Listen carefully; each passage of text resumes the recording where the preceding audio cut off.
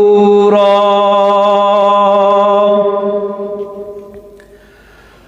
صدق اللہ العظیم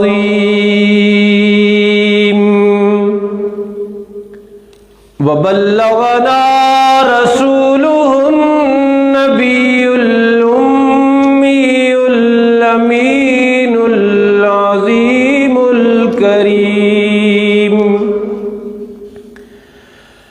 ونحن على ذلك لمن الشاهدين والشاكرين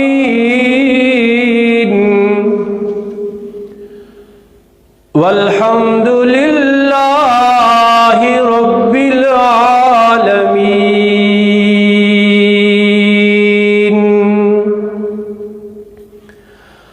اللهم صل على محمد وعلى آل محمد كما صليت على إبراهيم وعلى آل إبراهيم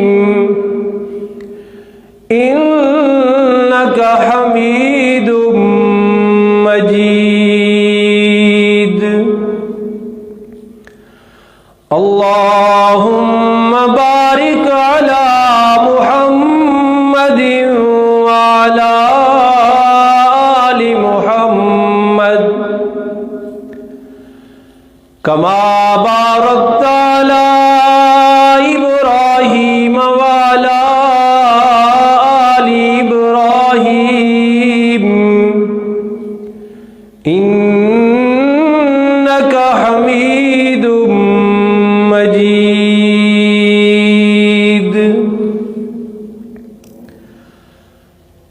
واجب الاحترام حاضرین و ناظرین کرام،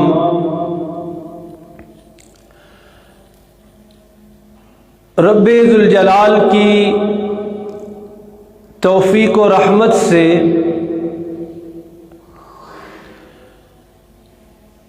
ہم دعائے قنوت کی تشریح اور تفصیل پڑھ رہے ہیں۔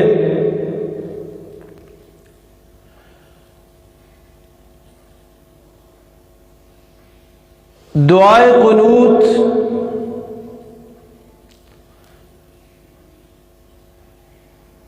چند وعدوں، معاہدوں اور اقرار کا مجموعہ ہے۔ نمازی ہاتھ باندھ کر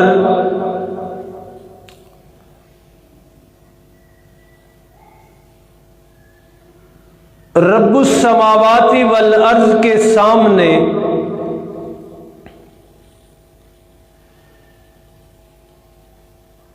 دعائے قنوت کی شکل میں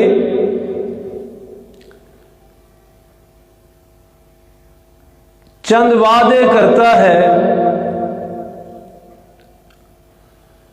ترجمہ نہ آتا ہو تو اسے کوئی پتہ نہیں کہ وہ کیا کہہ رہا ہے، لیکن اگر ترجمہ آتا ہو تو پھر اس کے ذہن میں ہوگا، اسے علم ہوگا کہ وہ اللہ کے سامنے کیا وعدے کر رہا ہے۔ ان میں سے چند وعدوں کا تذکرہ ہو چکا۔ اللہم انا نستعینک، پروردگار عالم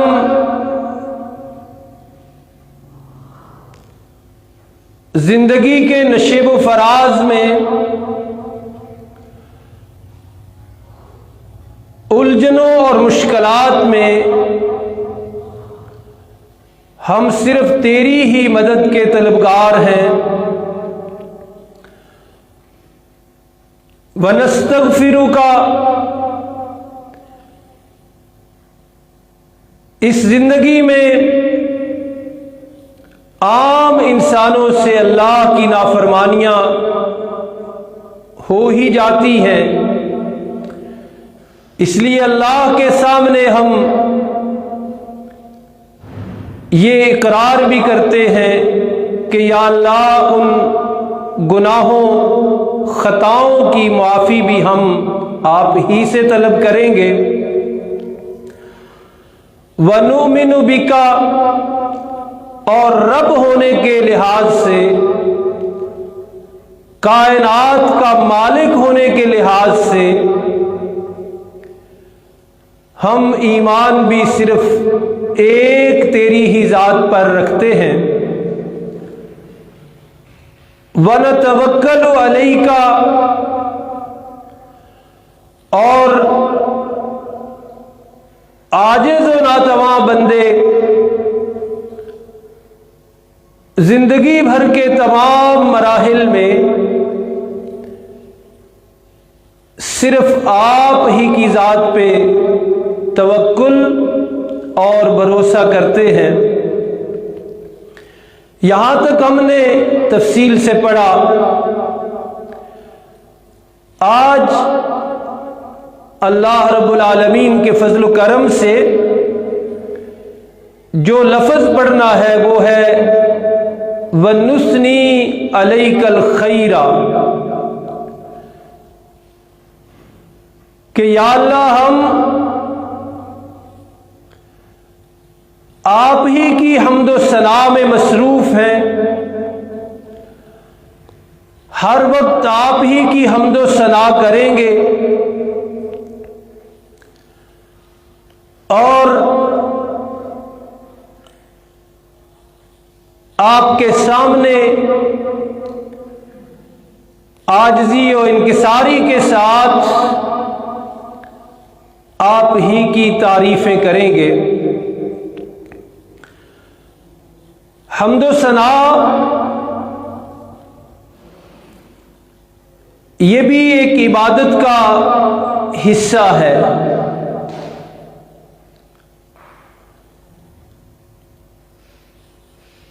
حمد کا مطلب ہوتا ہے تعریف کرنا۔ مالک الملک کی جو صفات ہیں انہیں زبان پر لانا، اس کی قدرتوں کا اقرار کرنا، اس کے اختیارات کا اقرار کرنا،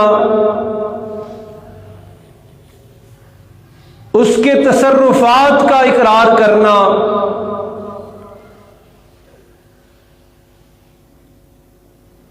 اس کی خوبیوں کا اعتراف کرنا، اس کے کمالات کا اعتراف کرنا، یہ بھی ایک بہت بڑی عبادت ہے۔ اور دعائے قنوت میں ہم اسی بات کا اقرار اور وعدہ کرتے ہیں کہ اللہ ہم اپنی زبانوں سے آپ ہی کی حمد و ثنا، تعریف و توصیف کرتے رہیں گے۔ قرآن حکیم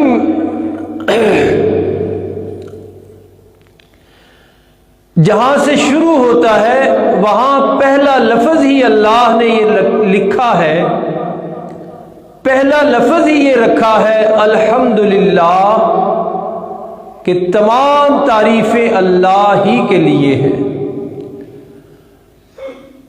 جو رب العالمین ہے، سارے جہانوں کا مالک ہے اور رحمان و رحیم ہے، اور قیامت والے دن کا بھی مالک ہے۔ اور اسی طرح قرآن حکیم کی کئی صورتیں اس کے علاوہ بھی الحمد کے لفظ کے ساتھ شروع ہوتی ہیں۔ خود نماز جو ایک بہت بڑی عبادت ہے، سب سے اہم عبادت ہے، اس کا آغاز بھی جس جملے سے ہوتا ہے اسے ہم اپنی زبان میں ثنا کہتے ہیں، اور اس میں بھی اللہ رب العالمین کی تعریف و توصیف بیان ہے۔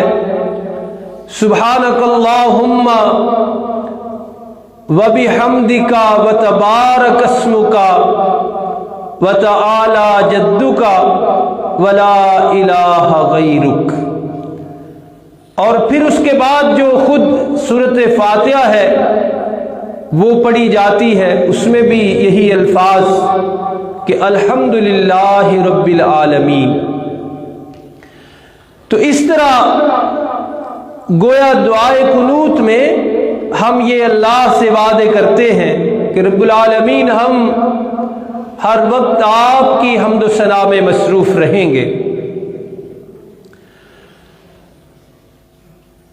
اور یہ حمد و ثنا کا جو فریضہ ہے یہ صرف انسان نہیں ادا کر رہا، انسان تو بلکہ اس میں غافل ہے، غفلت کر رہا ہے، لیکن دوسری مخلوقات رب العالمین کی حمد و ثنا میں یوں محو ہیں کہ حدیث میں آتا ہے کئی ہزار فرشتے اللہ کی حمد و ثنا میں محو اور مصروف ہیں، جنہیں کوئی اور کام ہی نہیں سوائے اس کے کہ وہ اللہ کی حمد و ثنا کرتے رہیں۔ اور قرآن حکیم کی جو آیت مبارکہ خطبہ میں پڑھنے کی سعادت حاصل ہوئی، اس میں تو اللہ رب العالمین نے بات اور کھول کر بیان کی ہے۔ سورۃ الاسراء ہے، 15واں سپارہ ہے، فرمایا وَإِن مِّن شَيْءٍ إِلَّا يُسَبِّحُ بِحَمْدِهِ وَلَٰكِن لَّا تَفْقَهُونَ تَسْبِيحَهُمْ۔ اللہ نے یہ ساری کائنات بنائی اور رب العالمین نے ہزاروں لاکھوں ان گنت فرشتوں کو اپنی حمد و ثنا میں مصروف کر دیا۔ ایک دن آیا جب اللہ نے فرشتوں سے اس بات کا اظہار کیا کہ میں زمین میں اپنا خلیفہ بنانے لگا ہوں، تو فرشتوں نے جواب میں یہی بات کہی تھی کہ نحن نسبح بحمدک ونقدس لک، کہ پروردگار عالم آپ کی تعریف و توصیف میں تو ہم سب مصروف ہیں۔ تو آپ یہ کس شخصیت کو بنانے لگے ہیں؟ تو اس آیت سے بھی پتہ چلتا ہے کہ فرشتے ہر لحظہ اللہ کی تعریف و توصیف میں مصروف ہیں۔ تو فرشتوں پہ موقوف نہیں، صرف یہ کام صرف فرشتے نہیں کر رہے حمد و ثنا والا۔ قرآن حکیم کی آیت کیا کہہ رہی ہے؟ وَإِن مِّن شَيْءٍ إِلَّا يُسَبِّحُ بِحَمْدِهِ۔ کائنات کا ذرہ ذرہ اللہ کی حمد و ثنا میں مصروف، ہوائیں بھی اللہ کی حمد و ثنا میں مصروف، فضائیں بھی اللہ کی حمد و ثنا میں مصروف، دریا بھی اللہ کی حمد و ثنا میں مصروف، صحرا بھی اللہ کی حمد و ثنا میں مصروف۔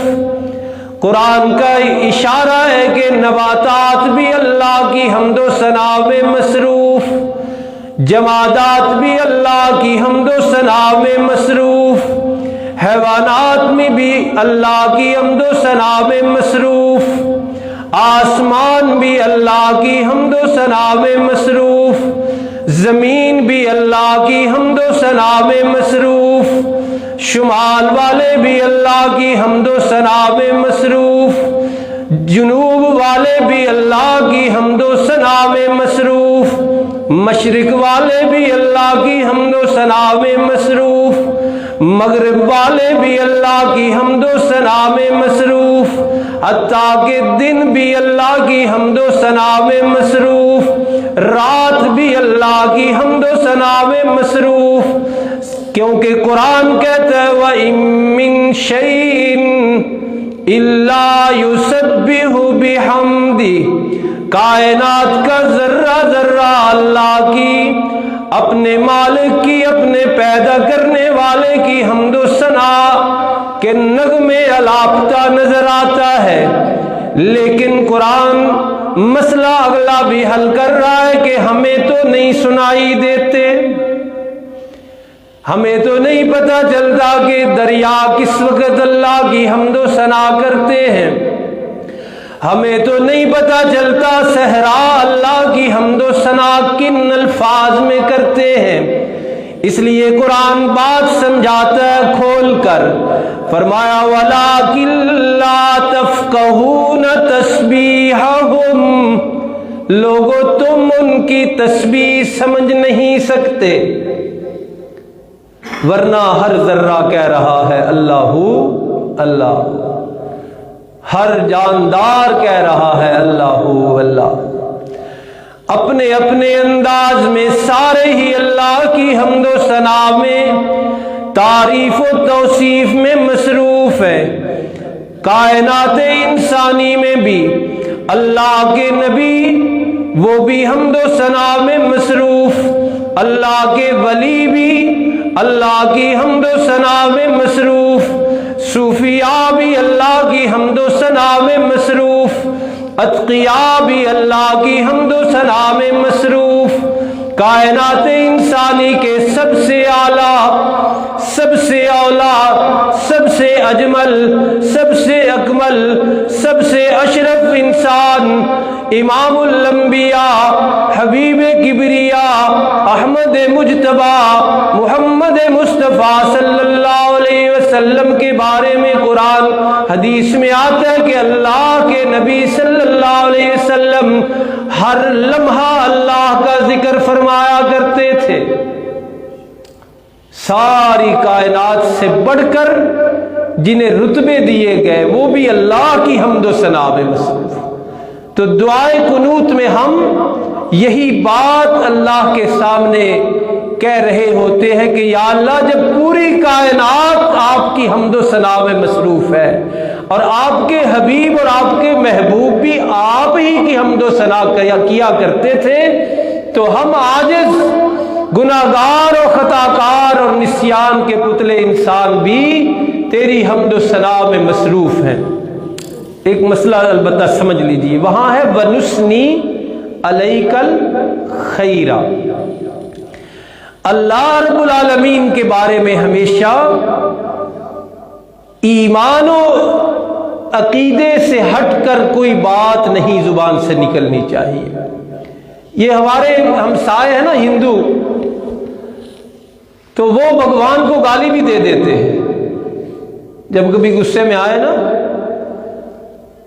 तो नंगी गाली भी मैं भगवान को दे देते हैं। तो हम भी उनसे बड़े मुतस्सर हैं, हमसायगी मुतस्सर करती है। शेख सादी रहमतुल्लाह अलैह ने लिखा है ना, कहते हैं कि मैंने गुलाब के पौधे के नीचे से मिट्टी उठाई तो उसमें खुशबू मुझे आई, तो मैंने उससे पूछा कि गुलाब का पौधा कहाँ, और तू खाक, पाँव में रुलने वाली खाक, तुझ में ये कहाँ से आई? तो उसने फारसी में कहा कि सोहबत यार दर मन असर कर, कि मैं फूलों की हमसायगी में रहती हूं ना, तो उसने मुझ में भी असर कर दिया है। तो सोहबत ताले हो या सोहबत साले हो, असर जरूर करती है। तो मुख्तलिफ हवालों से चूंकि वो हमला आवर है हम पर, यलगार की हुई है मीडिया के जरिए, तो हमारे बच्चे जब देखते हैं और दीन से दूर लोग जब देखते हैं कि वो भगवान को बुरा भला कह देते हैं, तो गफलत की वजह से لا علمی کی وجہ سے، جہالت کی وجہ سے ہمارے بھی کچھ لوگ اللہ سے اس طرح کی باتیں کرنے لگ جاتے ہیں کہ میرے ہی گھر تینوں لبے اسی یا اللہ، اس طرح کی باتیں اور بھی بڑی، اب ان کا ذکر نہیں کرنا۔ تو اس لیے یہاں دعائے قنوت میں اس طرح بھی اشارہ ہے کہ وَنُثْنِي عَلَيْكَ الْخَيْرَ، کہ ہمیشہ ہم اچھی بات سے تیرا ذکر کیا کریں، تیرا نام جب بھی لیں گے اچھے طریقے سے لیں گے، اچھی تعریفات، اچھے اوصاف، کیونکہ قرآن نے خود کہا ہے نا کہ فَلَهُ الْأَسْمَاءُ الْحُسْنَى، کہ اس کے بڑے ہی اچھے اچھے نام ہیں، فَادْعُوهُ بِهَا، تو تم ان ناموں کے ذریعے اللہ کو پکارا کرو۔ قُلِ ادْعُوا اللَّهَ أَوِ ادْعُوا الرَّحْمَٰنَ، یوں کہا کرو یا اللہ یا رحمان، اَيَّمَّا تَدْعُوا، جیسے بھی جس نام سے بھی پکارو گے پکارا کرو، فَلَهُ الْأَسْمَاءُ الْحُسْنَى، اللہ کے بڑے ہی اچھے اچھے نام ہیں۔ تو بہرحال اس میں ہم یہ اقرار کرتے ہیں، تو اس اقرار کا لحاظ عملی زندگی میں ہونا چاہیے۔ ایک تو یہ طریقہ ہے کہ رب العالمین کی حمد و ثنا کے لیے روز وقت نکالا جائے، ایک تو 5 وقت کی نماز ہے وہ بھی، اور اس کے علاوہ بھی اللہ کا ذکر کیا جائے۔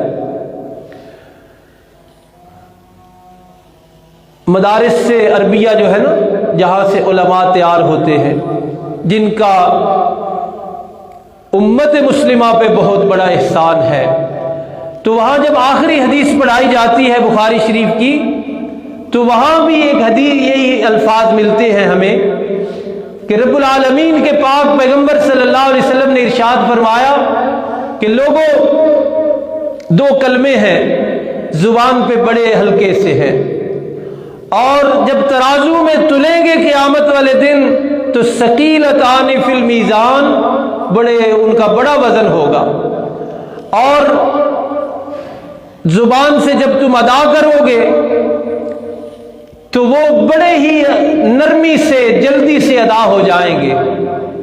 اور ان کی ایک بہت بڑی خوبی یہ ہے کہ حبیبتان الی الرحمن، رحمان کو بڑے پسند ہیں، اللہ کو وہ بڑے پسند ہیں۔ تو آپ نے پھر ان کی وضاحت فرمائی کہ وہ ہے سبحان اللہ و بحمدہ سبحان اللہ العظیم۔ تو اس لیے دوستو، زندگی چل رہی ہے اور ہر لمحے کم ہو رہی ہے، تو وقت نکالیے اللہ کی تسبیح کے لیے، اللہ کی حمد و ثنا کے لیے۔ 5 وقت کی نماز وہ تو پابندی سے ادا کرے، لیکن سبحان اللہ و بحمدہ سبحان اللہ العظیم کی ایک تسبیح اپنے اوپر فرض کر لیجیے۔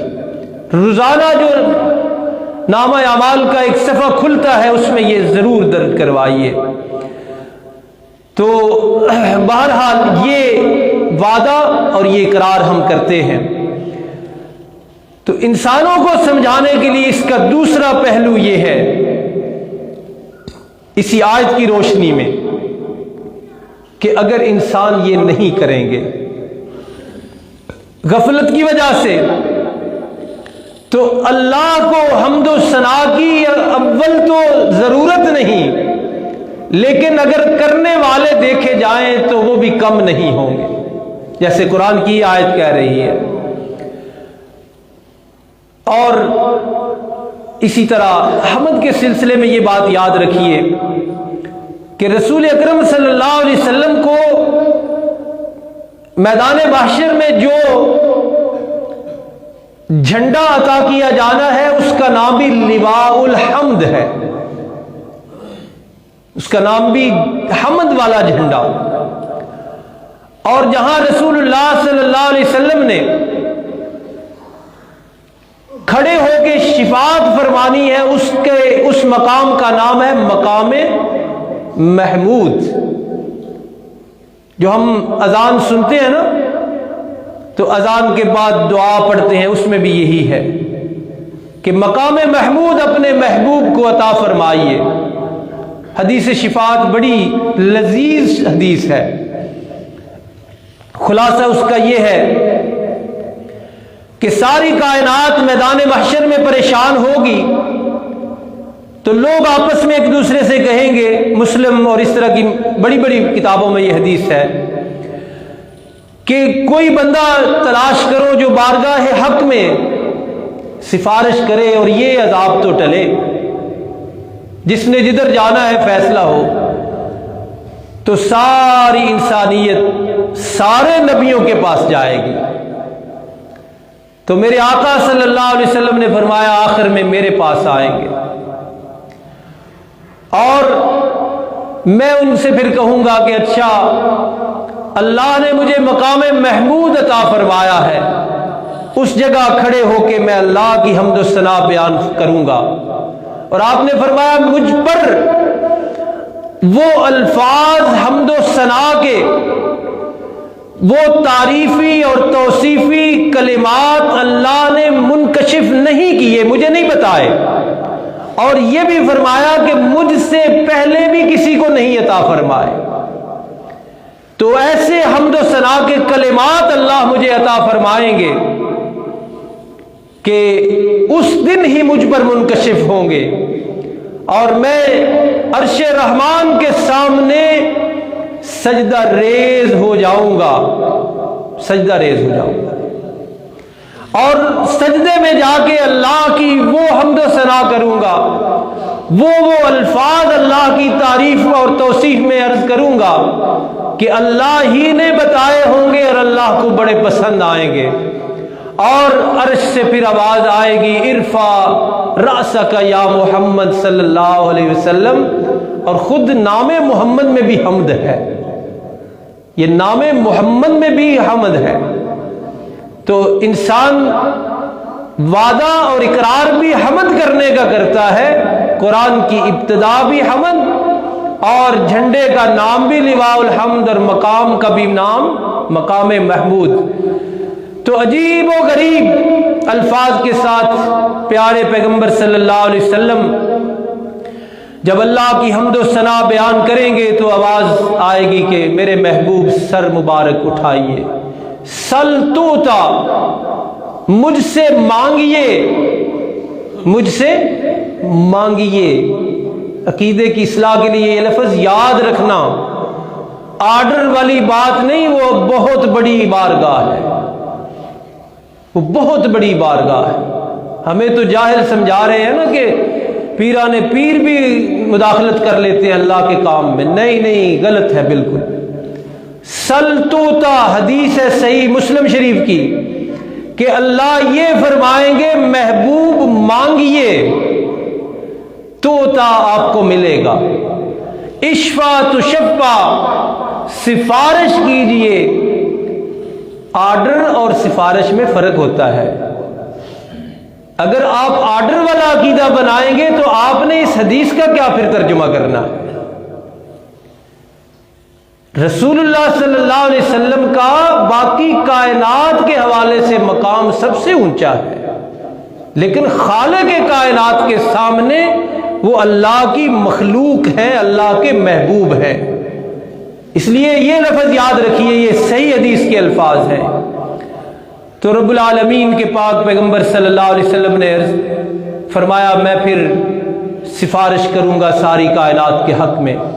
تو بہرحال یہ حمد کا سلسلہ وہاں تک دراز ہے، لیکن قرآن حکیم کی 2 آیات پڑھ کے بات ختم کرتے ہیں کہ قرآن ان میں کیا کہتا ہے کہ ساری کائنات، جمادات، حیوانات، نباتات، ساری کائنات اللہ کی حمد و ثنا میں مصروف ہے. لیکن حمد و ثنا کا یہ سلسلہ کہاں تک چلے گا؟ قرآن حکیم کی ایک آیت، یہ 21واں پارہ ہے، سورہ لقمان کی آیت مبارکہ ہے. اس کا ترجمہ دیکھیے. فرمایا وَلَوْ أَنَّ مَا فِي الْأَرْضِ مِن شَجَرَةٍ أَقْلَامٌ، لوگوں جتنے بھی درخت ہیں سارے قلم بن جائیں. کسی کو پتہ ہے کتنے درخت ہیں؟ محکمے والے تو کئی لوگ موجود ہیں درختوں کے کام والے، لیکن کسی کے بس میں نہیں کہ کائنات میں موجود درختوں کا شمار کر سکے۔ تو قرآن نے بات بھی پھر ایسی کر دی، فرمایا من شجرۃ اقلام، اس زمین میں جتنے بھی درخت ہیں سب قلم بن جائیں، والبحر یمد، اور جتنا بھی پانی ہے یہ روشنائی بن جائے، جس کے ساتھ لکھتے ہیں۔ فرمایا وسبعۃ ابحر، جتنے سمندر موجود ہیں دنیا میں ان کے ساتھ 7 سمندر اور مل جائیں، فرمایا ما نفدت کلمات اللہ، اتنی روشنائی ہو، اتنی انک ہو، آج انگلش سمجھ سکتے ہیں روشنائی کو، پتہ نہیں بچے سمجھتے بھی ہیں کہ نہیں، وہ میں جان بوجھ کے نہیں لفظ لے رہا، سیاہی ذرا وہ سیاہی کا لفظ آ جاتا ہے، آج انک ذرا جلدی سمجھ آتی ہے۔ فرمایا جتنے سمندر ہیں وہ انک بن جائیں، روشنائی بن جائیں، اور ان کے ساتھ اسی طرح کے 7 سمندر اور بھی بن جائیں، اللہ کی حمد و ثنا لکھنا شروع کر دیں، اللہ کی تعریف و توصیف لکھنی شروع کر دیں، تو قرآن کہتے ہیں ما نفدت کلمات اللہ، اللہ کی اتنی تعریفیں ہیں، اتنی توصیفات ہیں کہ ساری کائنات کے قلم اور ساری کائنات کے سمندر سیاہی میں بدل کے اللہ کی کلمات لکھ سکتے نہیں۔ قرآن حکیم میں ایک اور جگہ بھی یہی بڑا خوبصورت جملہ ہے، فرمایا اپنے محبوب مکرم صلی اللہ علیہ وسلم کو میرے محبوب کل اللہ کی شان آپ بھی بیان کیجئے۔ یہ اصل زاویہ نگاہ ہے۔ اب اللہ کے رسول صلی اللہ علیہ وسلم کی تعریف توصیف برحق ہے، بالکل صحیح ہے، لیکن اس کو اس انداز میں کرنا کہ رب کی ذات پس منظر میں چلی جائے، یہ اصل ظلم ہے، اور ہم اسی کو تھوڑا سا اسی کا مقابلہ کرنا چاہتے ہیں کہ یہ کام نہ کرو۔ دیکھو تو صحیح کہ عرش اللہ کی تعریف اور توصیف اتنی بلند ہے کہ محمد کریم بھی توصیف کرتے ہیں، رسول اللہ صلی اللہ علیہ وسلم بھی جس خالق مالک کی تعریف کریں اس کا رتبہ بھی تو قوم کو، امت کو، لوگوں کو سمجھاؤ۔ تو اب دیکھیے شان کس کی بیان ہونے لگی؟ اللہ کی، اور بیان کرنے کا حکم کسے دیا جا رہا ہے؟ حبیب کبریا صلی اللہ علیہ وسلم کا، اور الفاظ اسی سے ملتے جلتے ہیں۔ فرمایا کل میرے محبوب آپ اعلان کیجئے، اللہ کی شان بیان کیجئے، اللہ کا مقام و مرتبہ بیان کیجئے، اور فرمائیے لو کان البحر مدادا، سارا سمندر سیاہی اور روشنائی بن جائے، لکلمات ربی، میرے رب کے کلمات لکھنے کے لیے، میرے رب کی تعریفات لکھنے کے لیے، میرے رب کی توصیفات لکھنے کے لیے، سارا سمندر روشنائی میں بدل جائے۔ فرمایا لنفد البحر، یہ سمندر کی روشنائی ختم ہو جائے گی، سمندر سارے لکھتے لکھتے تھک جائیں گے، یہ سیاہی جتنی بھی ہے روشنائی، کب؟ فرمایا قبل ان تنفد کلمات ربی، لیکن میرے رب کی تعریفات و توصیفات ختم نہیں ہوں گی۔ وَلَوْ جِئْنَا بِمِثْلِهِ مَدَدًا، جتنا سمندر موجود ہے اگرچہ ہم اتنا اور بھی لے آئیں، پھر بھی یہ تو ختم ہو سکتا ہے، اللہ کی تعریف و توصیف کے کلمات ختم نہیں ہوں گے۔ تو یہ دعائے قنوت میں ہم کہتے ہیں کہ اللہ تعریف و توصیف اور حمد و ثنا تیری ہی کریں گے۔ اور گزشتہ جمعہ بھی میں نے عرض کیا، اللہ کو اپنی تعریفات میں، اپنی توصیفات میں، اپنی حمد و ثنا میں جو سب سے محبوب جملہ ہے نا، وہ یہی ہے لا الہ الا اللہ، کہ یہ جملہ تم کہو گے۔ کیوں؟ اس لیے کہ یہی جملہ کہلوانے کے لیے اللہ نے پیغمبروں کو بھیجا۔ اور جو حبیبتانی الرحمن میں سبحانہ ہے نا، سبحان کا بھی مطلب یہی ہے کہ اللہ شریکوں سے پاک، سبحانہ و تعالی عما یشرکون، سبحانہ و تعالی عما یصفون۔ تو سبحان کا مطلب بھی یہ ہے کہ نفی کرنا، اور لا الہ الا اللہ کا مطلب بھی یہ ہے کہ غیر کی نفی کرنا۔ وہ مالک اکیلا ہے نا، اس نے ساری کائنات اکیلے نے بنائی ہے، اس لیے اپنی تعریفات و توصیفات حمد و ثنا میں اسے یہی پسند ہے کہ اس کی مخلوق غیر کی نفی کرے، کہ اللہ کے سوا کوئی اور دینے والا نہیں، اللہ کے سوا کوئی اور خالق نہیں، اللہ کے سوا کوئی اور رازق نہیں، اللہ کے سوا کوئی مالک نہیں۔ اور یہ قرآن میں ساری چیزیں بیان ہیں۔ قرآن مجید میں اللہ نے فرمایا ہے کہ اللہ کے سوا کوئی مشکلیں دور کرنے والا نہیں، اللہ کے سوا کوئی حاجتیں پوری کرنے والا نہیں۔ اپنی تعریف میں، توصیف میں اللہ کو یہ انداز بڑا پسند ہے۔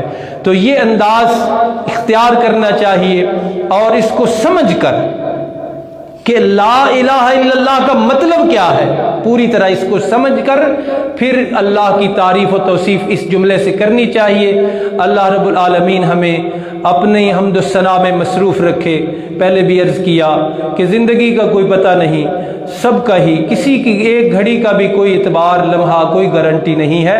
تو اس لیے آج سے ہی اپنے آپ کو اللہ کی حمد و ثنا میں مصروف کر لیجئے۔ اللہ کی حمد و ثنا جو کرتا ہے، اللہ پھر اس کے سارے کام بھی پورے کرتے ہیں، اس کی حاجتیں پوری کرتے ہیں۔ اور سب سے بڑی بات یہ ہے کہ اللہ کو اپنے حمد و ثنا کرنے والے بندے بڑے پسند ہیں۔